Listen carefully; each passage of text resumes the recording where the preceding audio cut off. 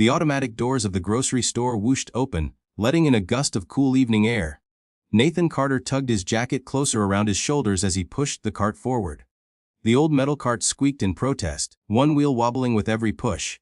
Inside the cart sat a mix of essentials: milk, bread, rice, a pack of diapers, and a few cans of beans. Nothing fancy, nothing extra. Just what he and his 4-year-old daughter, Lily, needed to make it through the week.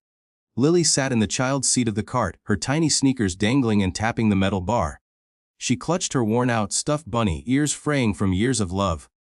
"Daddy," she whispered, her big blue eyes scanning the shelves filled with candy bars and colorful packages. "Can we get the chocolate one?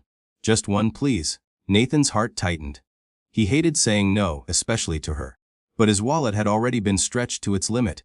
He pulled out his phone and checked his bank balance one more time, hoping maybe some payment had cleared, some miracle had happened. But the screen mocked him with the same small number. "Not enough.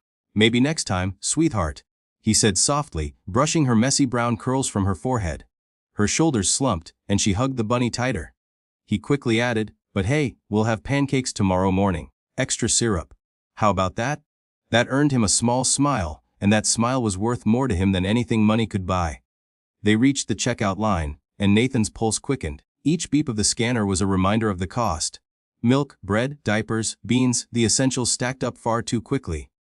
The cashier, a young man barely out of high school, didn't look at him as he announced, "That'll be $47.32. Nathan swallowed hard. He slipped his hand into his jacket pocket, pulled out his worn leather wallet, and counted out what little cash he had. $34. He reached for his debit card, knowing there was barely $10 in his account. Maybe, just maybe, it would go through. The card reader beeped, then flashed the red words "transaction declined." A wave of heat rushed over Nathan's face. He felt the weight of the people behind him in line, their impatience hanging heavy in the air. Lily's small voice cut through the silence, "Daddy, is it broken?"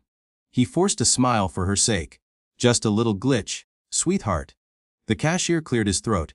"Do you want to try another card?" Nathan shook his head, fumbling with the groceries. He started pulling items out of the bags. "Okay, take off the juice. And the cereal. Just the diapers and the milk, please."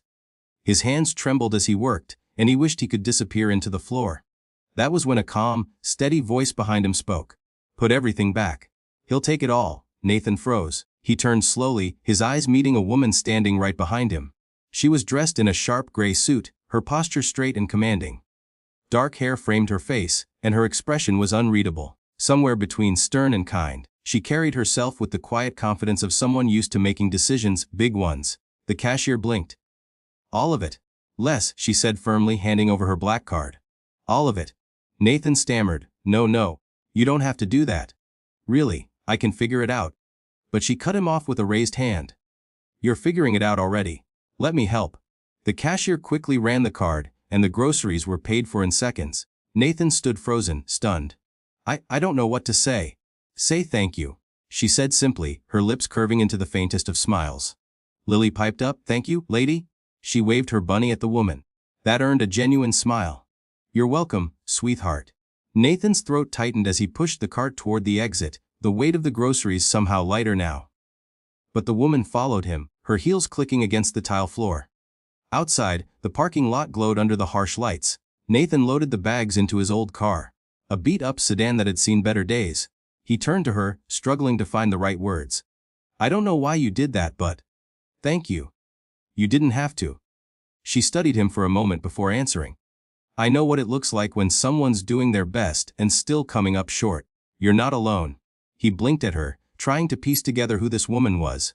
Everything about her screamed wealth, success, power. Why would she bother with someone like him? She extended her hand. Isabella Hart. A recognition hit him like a jolt. He'd seen her face before, on billboards downtown and in business magazines he'd leafed through at the library. She wasn't just wealthy. She was the CEO of Hartwell Enterprises, one of the largest companies in the city. He shook her hand awkwardly, his palms still trembling. "Nathan Carter.